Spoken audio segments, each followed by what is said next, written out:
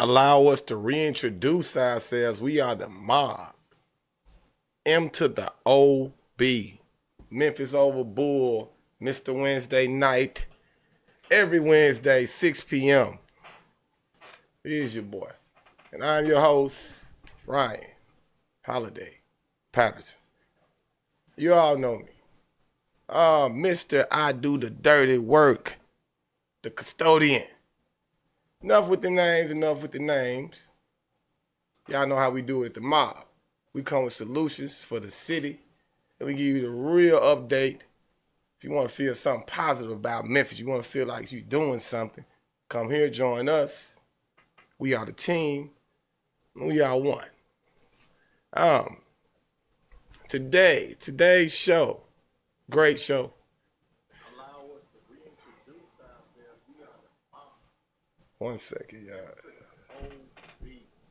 Memphis OVER BULL, Mr. Wednesday night. Wait a minute. Wednesday, 6 p.m.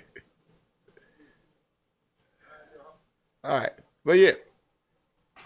Sorry about the background noise. All right, so DC in the house. What's up, brother? What's up, fam? Mob in the building. Everybody, I want to let everybody know coming in, make sure you hit the like button. I've been too light on everybody about the like button. Make sure everybody, don't care if you come in 2 minutes, 20 minutes, an hour, whatever, you join with us, you come, you rocking with us, hit the like button. Show some, be courteous to your boy. We need that. We are growing. All right. So I want to get into this. We got solutions. We got nasty ass Popeyes in here. Popeyes on Perkins. Don't go there if you're at Popeyes at Perkins right now and you're watching this. You need to pull out the lot. Come on in. And that's why I'm saying we got to eat our own food, man. There's a lot of stuff going on out here. But the first story that I want to get everybody lit with is this with my boy, Willie Harrington. He recently did an interview. So if you don't know, the early voting is in, and Harrington is leading our candidates. We're going to get into that first. I'm going to update you on Tamia Taylor, and I got a solution for the reckless driving, you know, for the kids to the youth of Memphis that want to, drive recklessly. You know what I'm saying? We got to have solutions. We can't just sit here and talk, it's such a bad thing. It's a terrible thing. No, we're going to try to figure out because it all starts in the mind. And so what we have to do is create opportunities, better options when these things come in mind. And poverty plays a part in all of this. We're going to talk about that, how much minimum wage is and what does it do to the people of Memphis. A lot of jobs are paying the least amount that they can pay people. So we're going to get to that. We're going to do the math on how many hours they got to work, too. But it's going to be real. But first of all, let's get to my boy, Willie, because y'all got to hear this interview. Because Willie said some things. Let's get to it. Fox 13 is committed to covering the leading candidates in the race for Memphis mayor with as much context as possible. We've been covering those who want to lead our city in the environments they're already leading, whether that be running the sheriff's office, fighting for civil rights, serving the county commission, downtown Memphis, or the school board. Now, I previously moderated a debate with those leading candidates, but the one we have not heard from in any setting is former Mayor Willie Herenton to help you make an informed decision on this first day of early voting. Fox 13's Jeremy Pierre sat down with Harrington exclusively and asked him why he's not taking part in any debates for your vote.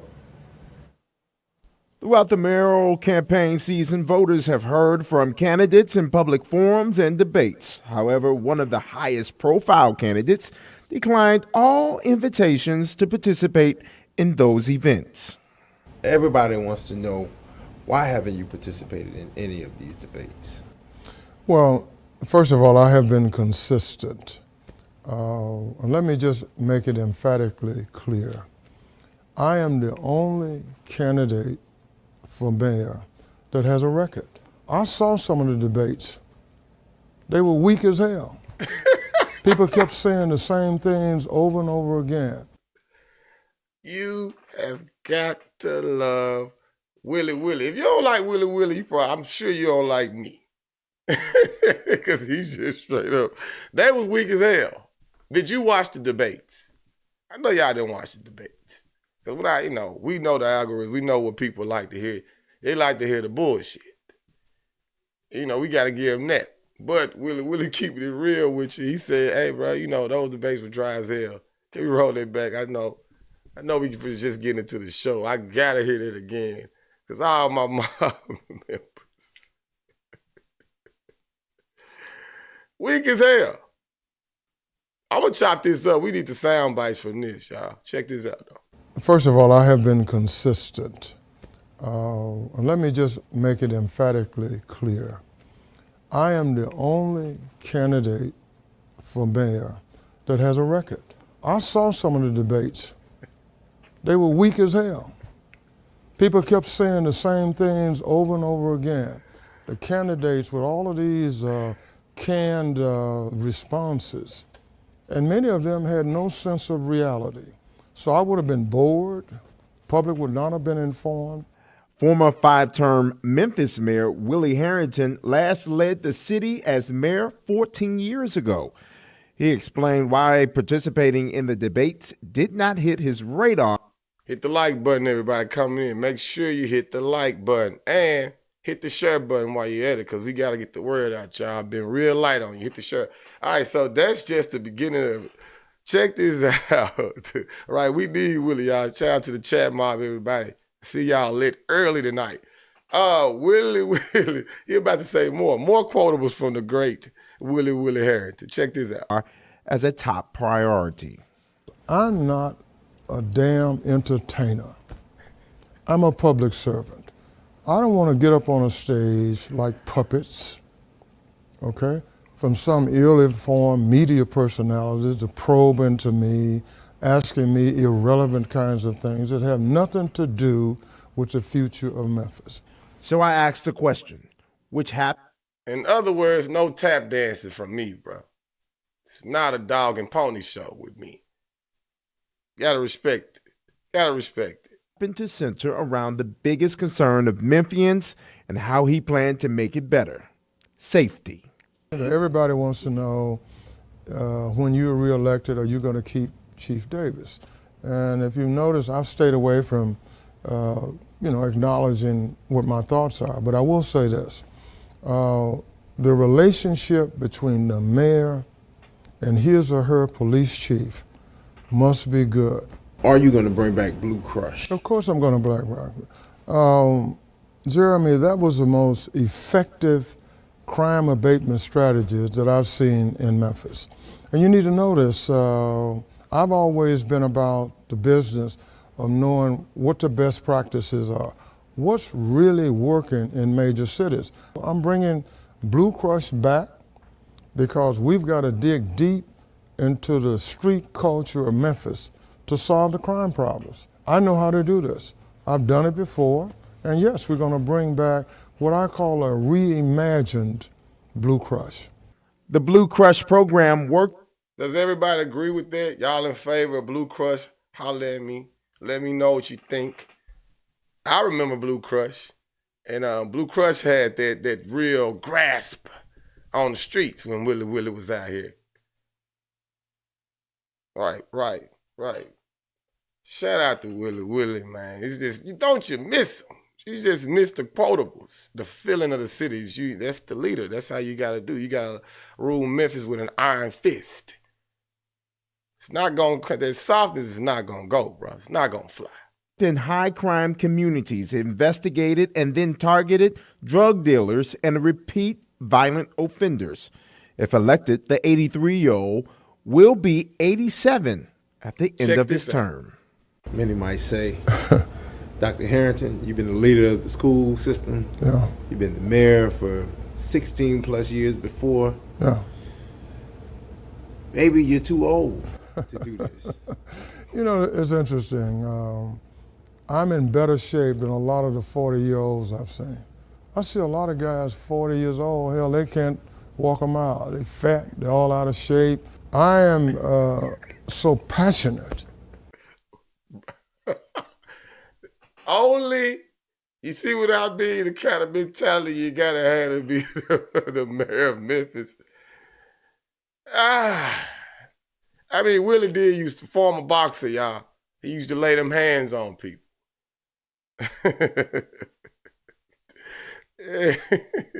But I mean, hey, that does go with the appeal. That man is in excellent shape to be 83 years old. He takes good care of himself. I would like to know his diet. Shout out to Willie. Reinvigorated. Man, I have the enthusiasm to get into this job, to dig deep, and to turn this city around. In Memphis, Jeremy Pierre, Fox 13 News. We've reached out to 6 of the leading mayoral candidates for comment. Only 2 have responded so far. You can find their statements on fox13memphis.com.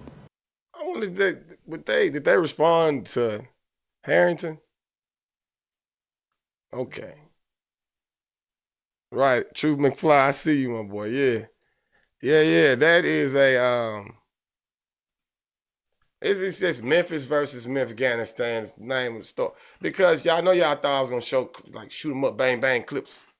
But really, I'm saying that Memphis is divided. I feel like, are you for rebuilding the city? And most people are from the old Memphis, or them old thinking of Memphis. You got Memphganistan, the reckless side of Memphis. Those are who really think of themselves only, misguided maybe, in their thinking. But nevertheless, divided. I'm not sure how long he was married. I think he was at least, I would say, 12 years.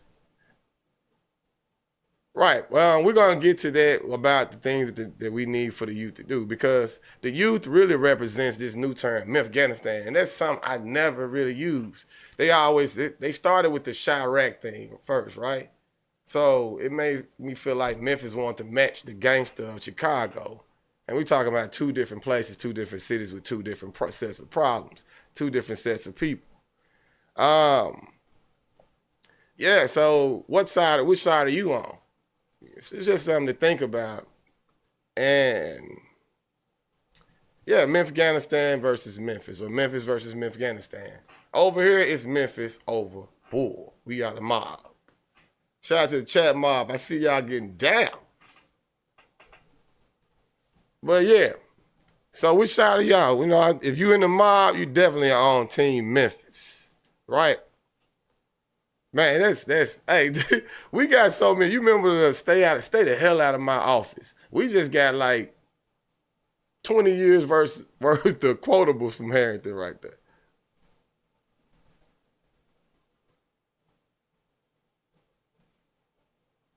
All right. Yeah, when they took Livingland Mall of Memphis and they said that's when Memphis started to be garbage. I agree. That's part of it. That was around the time, but it's never really one thing. But that was the beginning of Memphganistan. You got to think about the recklessness, right? That's Memphganistan. The things you like, I just don't know. When you shaking your head, you don't know what's really going on. That's Memphganistan. We're going to take things back to Memphis. And the thing, ironically, Willie was the mayor of Memphis. I would say, AC Warden was the beginning of Memphganistan. Right, so. All right, moving on to the next story. We got a lot of great stuff to get into. Popeyes on Perkins. He just went viral. Do not eat at Popeyes on Perkins. Sorry. Roach infested. Yes, I got to get this out to the community. This is our job. This is what we do. We have to let you know the truth and the real. Hit the like button, everybody. Hit the like button. Hit the share button, because you need to stop eating so much fast food as it is. I dip and dab in it, but I try to watch myself, because people are nasty. People are filthy. But let's get into it. I'm going to read some comments from the chat mob after this. Right. Check us out. Popeyes on Perkins. Just got fired from Popeyes for recording in a public. All right, so she recorded the conversation with her manager. Now, I'm not going to play what she was saying when she showed the videos, because it's going to be self-explanatory, because it was just too much profanity. YouTube will flag me for that. But yeah, I am going to play the conversation between her and the manager when she was being fired. She was being fired for using her phone on TikTok. So I'm thinking she was using the phone to go live on TikTok, and on her way out after being fired, she caught the footage of the roaches. And it looked like Joe's apartment in Popeyes. It changes to Joe's Popeyes. Place. But if you didn't know, I recorded them roaches too. But they needed my help, so they didn't fire me yesterday. But come today, they didn't need my help, so they fired me. The reason? Yeah, why I brought you, why I'm here, why I brought you in here. And that is? About that TikTok. Okay. Okay.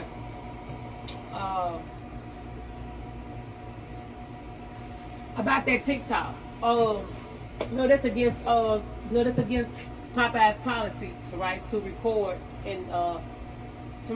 inside the restaurant and to record employees. Anybody that's employed with Popeyes inside the restaurant. Were you aware of that? No, I wasn't. You wasn't. Okay. Unfortunately, you know that you wasn't aware, but you know, I mean, you did a video. I mean, you stated her name, and you know, TikTok is very viral, right? Right. People tend to share this, so unfortunately, we're gonna have to let you go. Okay? All right. All right. It's in the goddamn chicken. So she was fired. So on her way out, let's mute the audio. She got a little footage. I'm not gonna show it because when some of y'all got weak stomachs, you might be eating your Popeyes while you're watching the mob. So, but this is what she saw on the way out. All right, roach. Chilling by the cup area.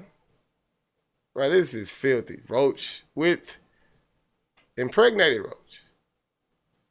Yeah. Bro, this is what I'm saying. This is what I'm talking about. These places, man. Bro, really, really, really. Okay. So just this is just something to take note of when we want to go out. And it's all about personal care, health care, self-care. You get the idea. They had roaches in every damn thing. Memphganistan Popeyes. That's not Popeyes of Memphis. All right, let's go over to the chat mob. Had to let y'all know about the Popeyes. All right, so we're getting into solutions, fellas. Ladies and fellas, everybody that's in the chat mob is talking about solutions. Many people are asking for, how do we solve some of these issues, right? I got solutions. There are many, many people in Memphis doing things. They got a new crisis center coming. That's going to help things for people. And I want to get to this brother right here. He has stopped the killing, end the beef. He did this in Orange Mound. That's one program. We got a boxing gym. I'm about to get into all of these things, right? So let's get into it. Now, you all got to keep in mind that there's something that's wide open and available right under our nose. The fairgrounds, right? The fairgrounds are wide open. Open area, taxpayers, we can use that area, all right? For these people who want to have a good time, we got to do things. They've closed out so many things, so many places for families and people that enjoy themselves. Anyway, let's get to this. I like this. Let's go to the stop the killing, end the beef, and then we'll get to the boxing gym for the youth. These are all options that you got to present in the mind of the youth so they won't turn to the bullshit.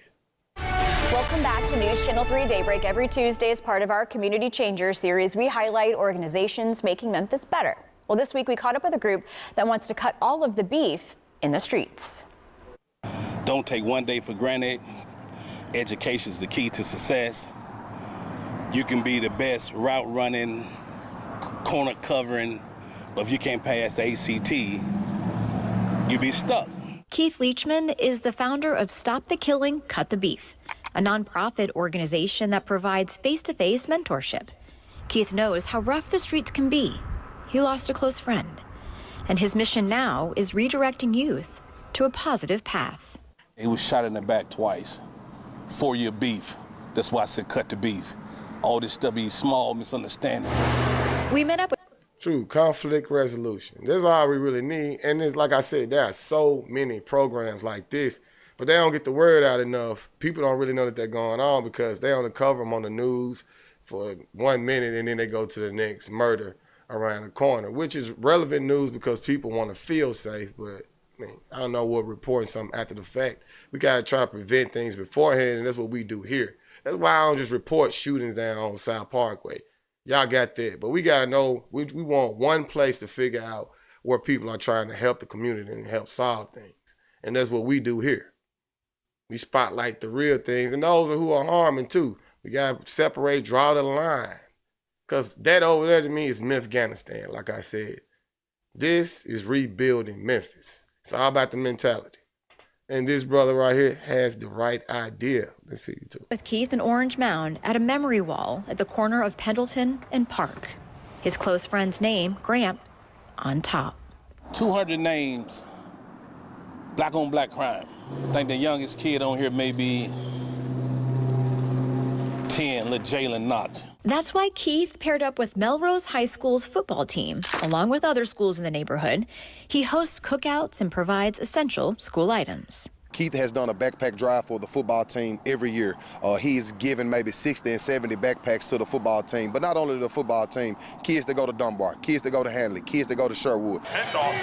Derek Bobo, head coach for the Melrose Golden Wildcats. Shout out to Melrose, my old high school, my old stomping grounds. Golden Wildcats, baby, in the building. Knows how vital Stop the Killing, Cut the Beef is for the community. Have conflict resolution, try to show these young men, hey, picking up a gun or fighting is not the answer to things. I think somebody's been watching the mob. Conflict resolution, is it trending? Can we allow it to trend? It's up to you, man. Tell a friend, tell a friend, tell a friend. Hit the like button, hit the share button, everybody. Say. Keith wants the community to know there's a better way. Excuse me, I apologize. My bad, brother. And it's simple. Then you got peace once you do that. That's why Brown Missionary Baptist Church gifted Stop the Killing, Cut the Beef $1,000. Because cutting the beef early can clear up misunderstandings. A true community changer. If you would like to learn more about Stop the Killing, Cut the Beef, we've included their information. Definitely a member of Memphis right there. See, that's I had to share that. I had to share that because I know people don't know these things are going on. I just thought, I couldn't spotlight things more. We laugh a lot, about things on here, and we try to come with solutions, but that's part of solving these issues. The more of us that are doing that and the more of us spotlighting that, we can try to take control of our image in this city for the good people who I feel don't really have a voice and don't really have an outlet. That's all we are here. And yeah, we're trying to grow this platform so they can hear your voice. You deserve to be heard, Memphis. Yeah. Also, so I like this brother, Golden Glove. I got some boxing fans. I know my family here. I'm a big boxing fan, bro. Big boxing fan. Everybody knows me, knows I love it. And I always wonder why we don't have more. Memphis has a history of fighting from here. We got the Hitman. But anyway, this is a boxing gym, 5-time Golden Glove. Boxer started a boxing gym for the youth, and I think it's excellent. Now, watch what this young man says about how it affected him just by starting to go to the gym and being able to vent the anger and deal with issues because it translates to life. Let's get into it. 6:23. How about some good news? One Memphis gym is helping keep kids in the boxing ring and off the streets. WREG Shay Simon has more in this week's Bright Spot. A boxing champ is working to keep young people out of trouble and give hope in Whitehaven. In this week's Bright Spot, I stepped into the ring to learn more. Catch the bag coming to you. At Man Down Boxing Club in Memphis, Put them guns down, put them hands up. every punch has a purpose. Come on, let's go. Double up on them jabs. Young man might be something. You got a lot. I watch a lot of boxing. You got a little style there, young man. I see you. Since a teen, owner Macro Hall Jr. has been in the boxing ring, fighting a troubled childhood. Foster homes, back and forth from home to home, being in survival mode at a young age, and just trying to figure my own life out. Growing up in Whitehaven, the same community he's now working to help. I just opened this gym to give the children and young adults a fair chance. My boxing fans, somebody tell me, I know we got a few in here, do y'all recognize this brother? Because I've been watching, they say he's 5-time Golden Glove, and I don't know, shout out to him for what he's doing though. A chance that boxing has given him, a now 5-time Golden Glove champion. When I found boxing, it just was like love at first sight. During the school year, the gym is filled with students, many on free scholarships. I deal with children that are ADHD, that have dealt with mental abuse, physical abuse, neglection, and that type of thing. So, like, for them to be going through so much growing up, I help them and show them that someone loves them. I love them. I tell them that. I'm too slip fast. While the kids are in school, he works one-on-one with young women and men. My first day, I was standing right here, and he showed me 1, 2, 3, 4, 5, 6. So that's 1, 2, 3. You know, the boxing punch I threw up the first day. And he told me to come back, and I just came back. Ever since then, we've been locked in. Coming back. Look at the excitement. Look at this young bro. Look at his face. Look at that, bro. That's what I'm saying. That's how I felt when my friends told me to come to Orange Mound Community Center and play basketball when I left the park. They were like, come on, Ryan, you know, we got a team. I'm like, damn, really? Y'all play like the people in the NBA? Start playing basketball. Now imagine, and I went on to try to play for the school and play on, so forth, summer league, all these things. Now imagine if that hadn't been there and the community had never created the community center, because somebody knew where the youth was headed. And I was a young man in the Michael Jordan era, so that was good to have that. So we got these, you know, that was many, many years ago. So now we got to translate and change things. So this is a new option. They don't want to do things of old. They got many community centers that they're not using. Pee Wee football is fine. I just think even outside of sports, we got to think of new innovative ways for the youth. And then this helps him, you know, channel his energy and have self-control. Boxing is a great, sweet science, because it's not all about, everybody thinks about punching, but it's about how many times you don't, how many times you get hit. The object is to not get hit and render your opponent unconscious. Y'all know what it is. Let's go. Coming back, even when it's hard. It's a message that resonates beyond boxing for Teddy. It turned into dealing with anger. And now it's just a pure love for the sport. Like, I love boxing. Giving the kids hope, not dope. Macro's motto and motivation. All right. Well, this month, 15 students from Westwood Elementary will join the gym on free scholarships. So the work continues. Back to you.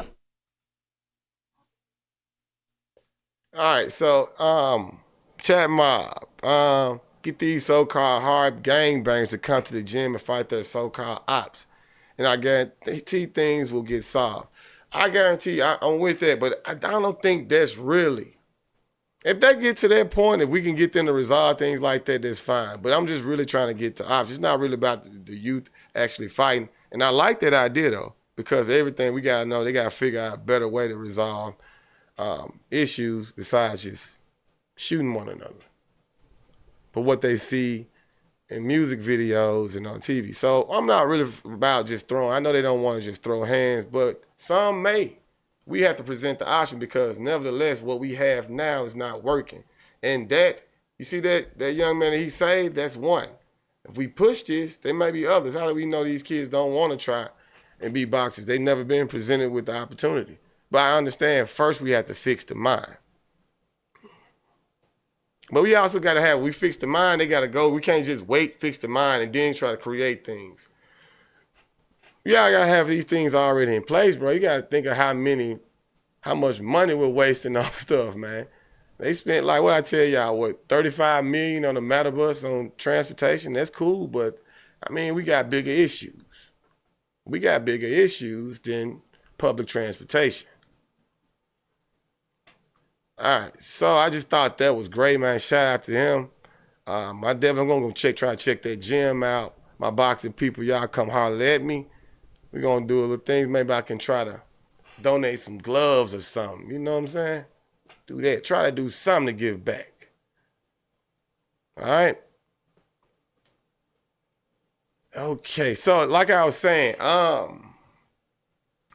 with the so you also know that with the reckless driving, I know that people gonna say they want to steal, they want to break the law, they want to do. No, let's just think with a positive mindset about the good youth. Okay, the things that are on TV right now are reckless driving, folks cutting donuts, cutting out traffic. Those are, I'm deeming, somewhat young adults, not kids that aren't driving. So if you think that you should have some kind of event, or some kind of, like I said, when basketball was happening, when Michael Jordan era began, they had the community centers catering to us. We got to play basketball. We didn't have to wait to make the school team. We got to feel like we were in the game. It got us ready, and it kept us out of trouble. So I don't know who came up with the idea of community centers, but shout out to them. So I'm thinking with, like I said, the fairgrounds wide open. We got people who want to drive recklessly, right? They want to drive their cars fast. They got the Hellcats. They got the super kid in it, and they ain't got nothing to do. But they want everybody to see them. They want the women to ride in a car with them. They want to upload their pictures on social media. So how do we give them an option to do these things legally? And it's like, you get a few drinks. We have a little area, not for the people driving. But they have a center called the Pocono Raceway, right? It's the Pocono Raceway where they train the youth. Let me see exactly what city it's in. Where they train the youth, not the youth, or anybody who wants to use their facility, right? You can bring your own car. Where's exactly Pocono? Yeah. Well, you can drink. Oh, it's okay. It's in Long Pond, Pennsylvania.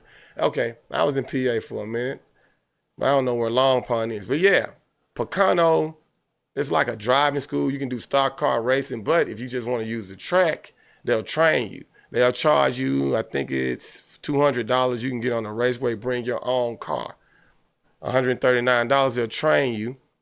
And you can drive the stock cars. And they have a friendly professional crew. They'll train you on everything to do. You got 3. You can ride the lap as fast as you want. As fast as you want, right? So let's create something like that, right? For families to go to, or people to have fun, for the youth. Now, you may not want to go, but if you're like in your early 20s, what do you really have to do right now? So I want to show you all this video. Check this out. Pocono stock car driving experience, right? So here's the facility. You get arrival and a registration. That takes 10 minutes.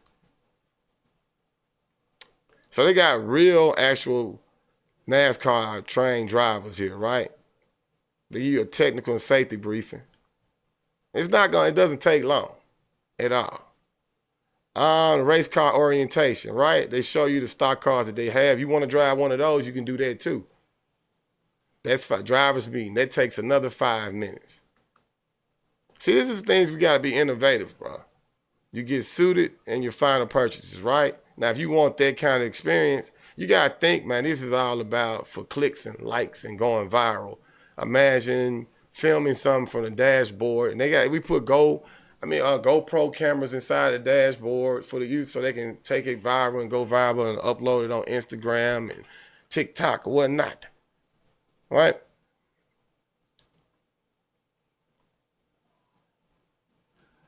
Then you get the driver's experience. See, and on this, after you've been trained, you can actually push the cars as fast as you want. So bring your Hellcat, bring your tires, you want to burn them off. I know people going to say, well, they still going to steal cars, they still going to do this. Nah, but you got to create an option. I don't like people just complaining. Do we have any alternative to it? or we just gonna talk about the negative? What about if somebody really wanted to do that legally? Could they do it? We wasting so many tax dollars on it, and nobody's trying to think of innovative ways to channel the youth, right? But they got this in Pennsylvania. Man, just something to think about. I think it's a great idea, and because right now the Coliseum and the fairgrounds is just going to waste, bro. What are we really using the Coliseum for right now? What are we really using the Coliseum for right now? Really, at this point.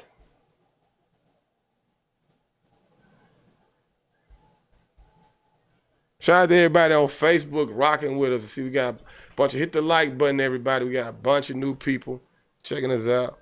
Shout out to them. But yeah, what are we really doing, right? So this is just wasted area, wasted land that we could use to fix some of the issues we're having. Memphis versus Memphganistan. You got to make Memphis a better place. This also creates a new economy, new jobs, innovative. You got to have people thinking. You got to have people thinking. You just can't have just the same old means.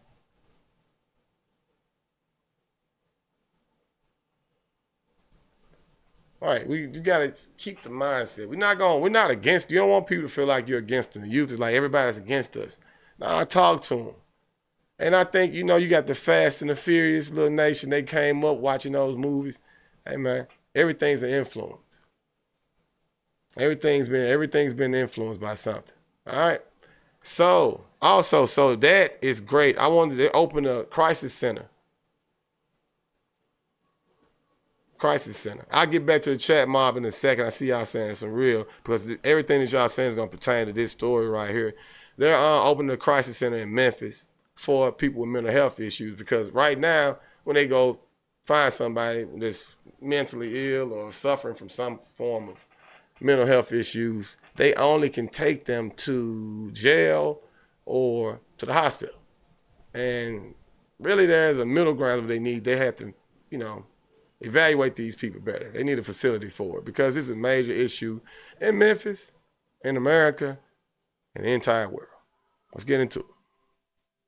Providers of mental health care in the Mid-South breaks ground on a crisis wellness center in Binghamton. Governor Lee attended the ceremony for Alliance Healthcare Services' new $34 million center on Broad Avenue.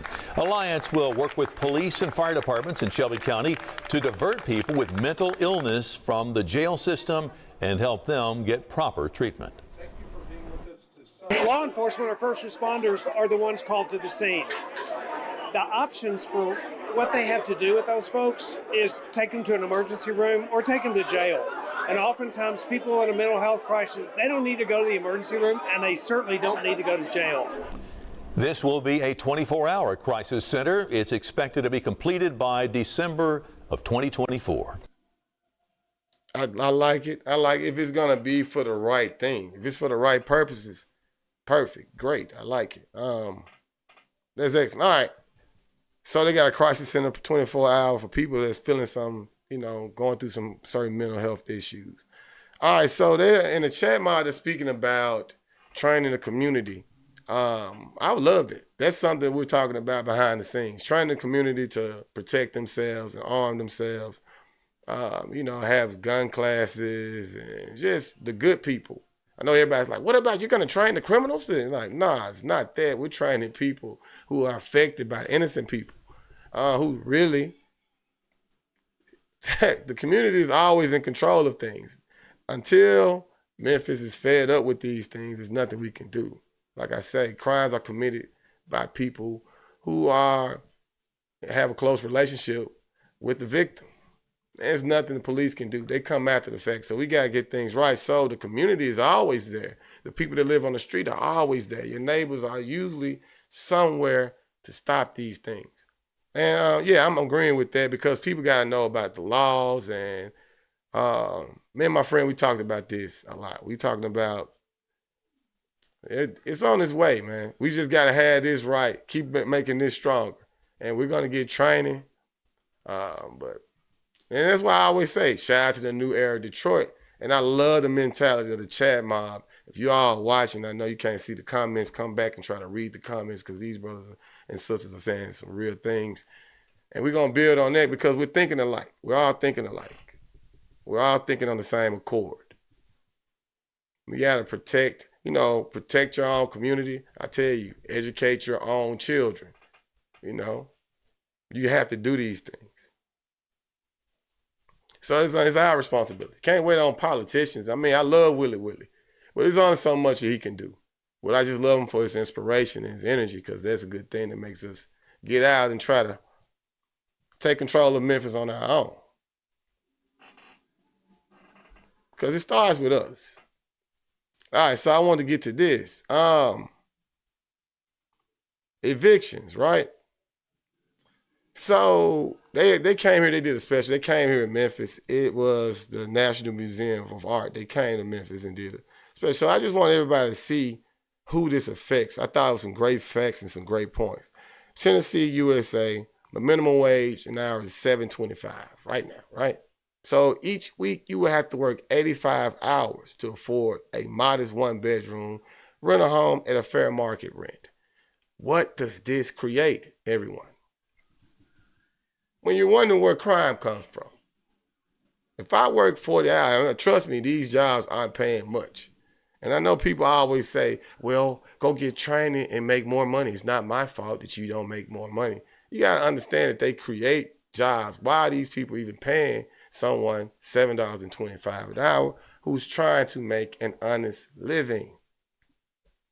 That is Memphganistan. The good people in Memphis deserve to be able to pay their rent. So this is just a 1-bedroom, 85 hours just to pay your rent. Not saying that you likely probably got a car note, you got car insurance, right? Car note, car insurance, rent. And we're not even speaking if they have children. Could be a single mother. So with something, if you have children, you got to get something larger than a 1-bedroom. See, this is what I talked about on the first episode, episode 1. The vicious cycle, the triangular effect, everything affecting everything. One thing leans on another and it keeps it going. Because if I can't afford my rent, so that makes me drive my car without insurance, without probably owe for a ticket, can't afford to pay it, the hell with it, I got to go to work to pay my rent. I have been there. You making life decisions at the pump. No, I mean, hey, I know people saying no fault of my own, but we got to keep these things in mind. What are we doing? So we got to get people trained, get better jobs, get better things going, and be conscious of this when we're judging. So quick to judge. So quick to judge. So what are we leaving people to do? All right, so something else for the community to keep in mind, right? Poor black men are locked up. I love this quote. Poor black women are locked out. Evictions are targeted towards black women. They affect black women more than anybody for several reasons. Right? Now, I think people don't know that, in eviction court, if you can't afford an attorney or a lawyer, you're going against a corporation, right? And there's a lot of fraudulent things. Like I said, I've shared it on here. The slum lords. So many of them I've shared, right? They put these people out. And you're going against a corporation who has representation, has an attorney, $1 million attorneys, whatnot. All right. Here we go. When you are in eviction court, if you don't have representation, you can't get a public defender. They have it written in that a public defender cannot be provided for you in this case. So if you're broke already behind on the rent and they're fraudulently putting you out unlawfully, because these landlords do a lot of foul play to certain people when they know you don't have the money, right? And I'm not saying everybody that's evicted is being done wrong, but everybody that's being evicted isn't always wrong. But maybe you don't have the money to hire an attorney, and you know they already have an attorney on the clock, hour by the hour. So what does that cause people to be wrongfully evicted? It's just something to think about that they came here months ago. They came to Memphis and did this. They did this at the museum. And I don't think many people knew about it. So I had to bring it back up because they wanted to come here. And Memphis is predominantly black and a city that is in poverty. And it's just something to think about, $7.25 an hour. A lot of these jobs aren't paying much. more than that.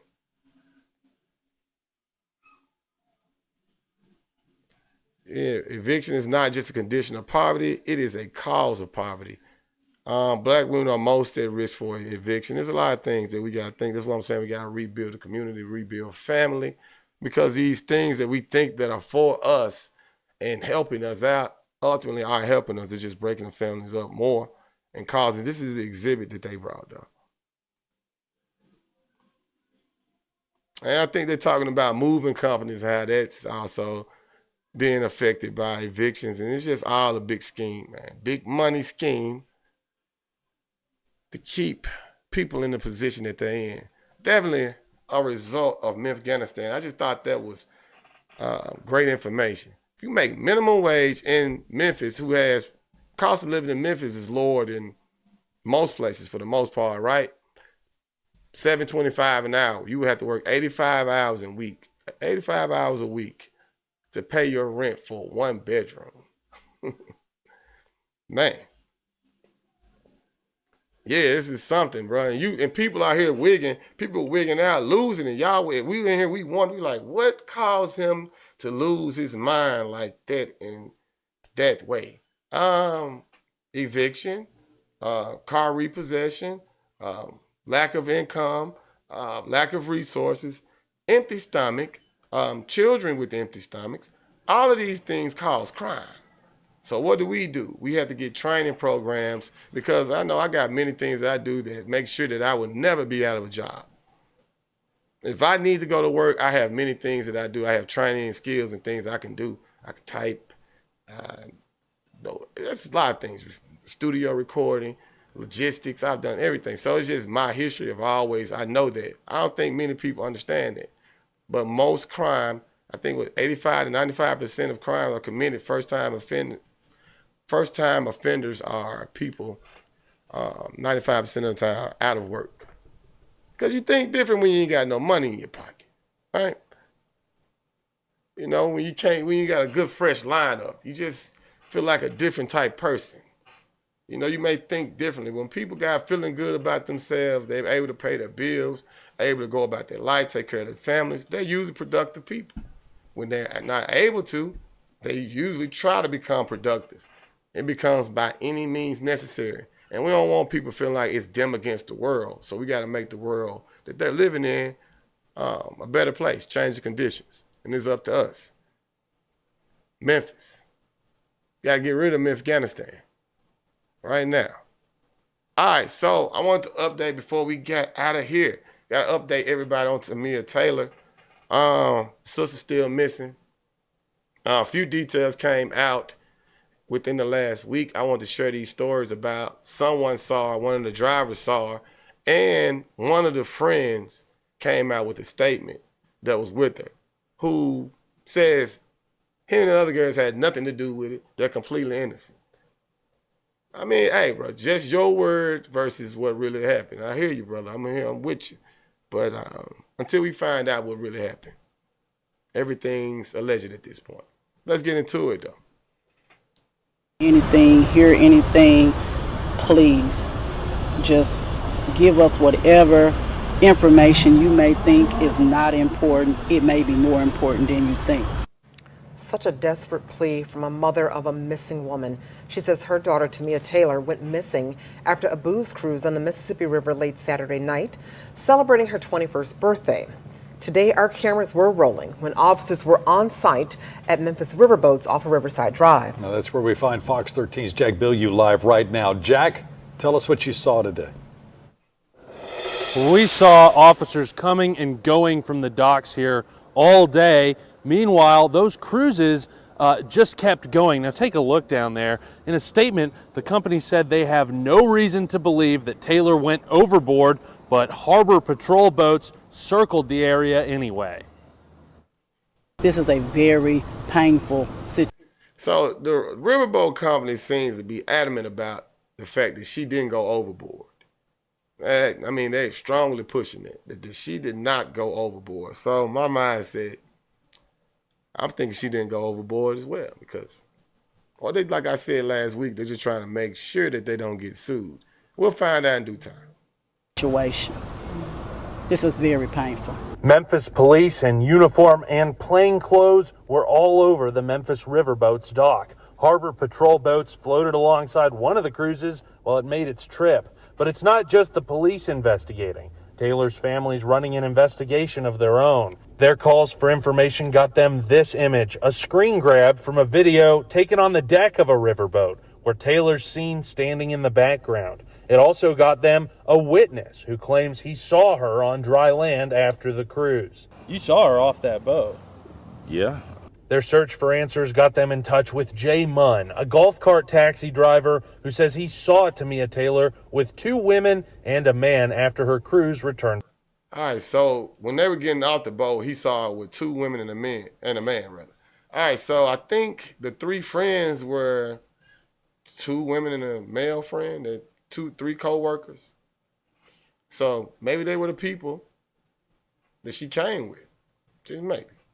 Report. She was intoxicated, and she was, very intoxicated, and she was with some other people. He says he offered the group a ride, but they turned him down and headed south on Riverside Drive on foot. She walked away, and she walked toward Tom Lee Park. Munn says he didn't think much of it at the time and headed off to find another fare. But days later, he saw her pictures and heard what had happened. He says the moment it all clicked was surreal. Hey, maybe I've seen this person for the last time. He says he wishes he'd known that night what he knows now, then maybe things would be different. My heart go out to the family. I just, wish it was something more that could have been done, or, but hindsight is 20/20. Memphis police is urging anyone with information on the case to reach out to either the Memphis Police Department or Crime Stoppers. That is. So somebody saw her, allegedly. He saw her. I could believe him. The cab driver came to pick him up. So she got out the boat. Now, like I said, gonna let him speak his piece and say what he has to say. The friend that was with her, because he claims that he had nothing to do with it.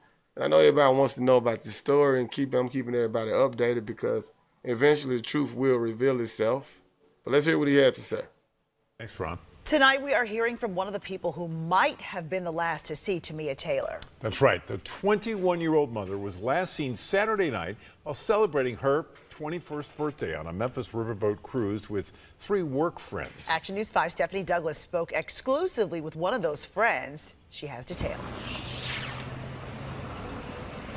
Well, Joy, in the last 3 days that 21-year-old Tamia Taylor has been missing, all eyes have been right here on this Memphis riverboat and the 3 work friends that were with Taylor Saturday night. Now, you can see right now this is an active scene. I can tell you that detectives are on this Island Queen riverboat searching. But today, I spoke with Keonjay Jenkins, one of the friends that were with her, who says he has nothing to do with Tamia Taylor's disappearance, and all he wants to do is find his friend.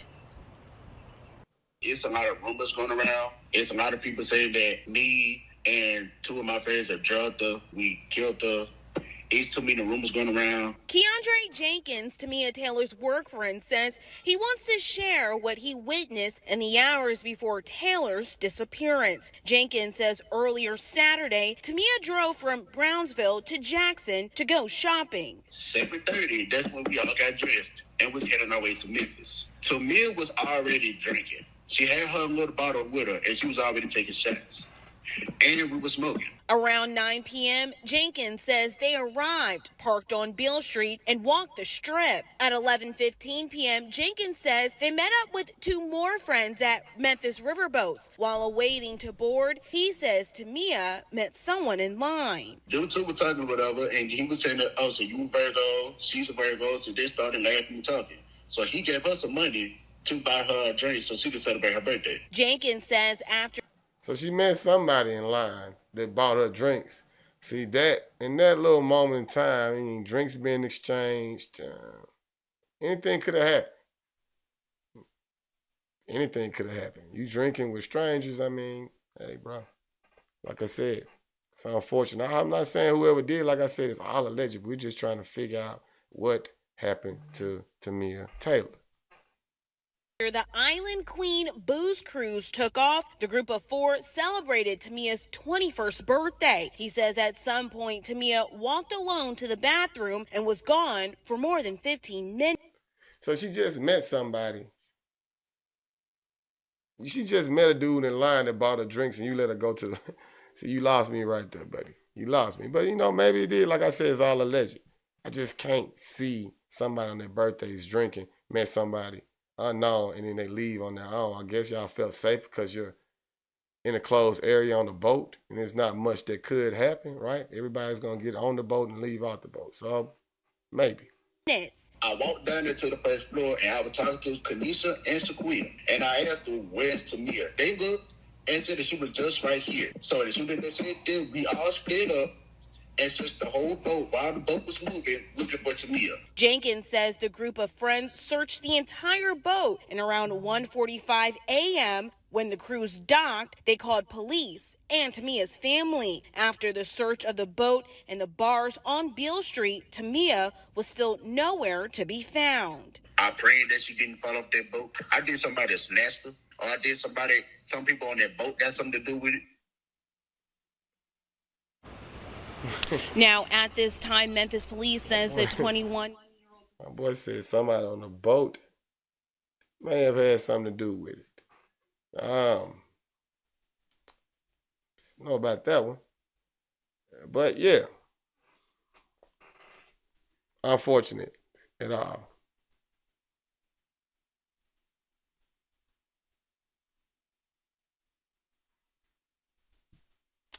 I don't know what the current death toll in Memphis in comparison to Chicago. I think, but it's based off the population. It's higher. It's much higher. You know, certain parts of Chicago don't have as much high crime as they do. It's just hard to make crime be in one of the top 5 most populated cities in America. You know, we're small. Maybe they may have more crime and more killing, more murder, but they have so many more people. So, right. But yeah, so it's just coming up with solutions, man. And Memphis versus Memphganistan. I want to appreciate everybody rocking with us. Like I said, coming with these changes. We got to push these things. And if you're just coming in, hit the like button, everybody. We're trying to get the word out. And please come in and check out what these great people are talking about in chat. I'm keeping an eye on because, man, there's great things being said. Like I said, we're all thinking on the right page right now. Solutions. It's what we're all about. And y'all keep me in check too, chat mob. I mean, I promise. I have to think about the things I say before I come on here because they're not just going to agree with you just because it's, you know, I'm the host. It's our show. It's all about Memphis. It's Memphis over bull. Yeah. So, yeah, man, we about to wrap the show up. Mr. Wednesday night is about to close it out. I want to appreciate everybody for rocking with us. And, yeah, we're about to go to the streets. I told y'all. He's on his way. And we're going to start interviewing out in the public. Some of these people we reached out to, we'll get them. Due time, y'all. Trust me. But yeah, gonna keep growing. A lot of great things we're working on behind the scenes. Shout out to my team, Run Memphis, doing great things. Y'all hear about that. And man, solutions. If you have anything you want me to share, make sure that you can reach me at memphisoverbull@gmail.com. Not find us on Facebook. Hit the like. Man, chat mob. Y'all can keep chatting. We're going to end the show. I might fall into the chat mob. I'll get on my phone and chat with y'all. And we come up with more solutions. How about that? Real talk. But yeah, man, it's been real rocking with everybody. It's the Memphis Over Bull. I'm your boy Holiday. And we out.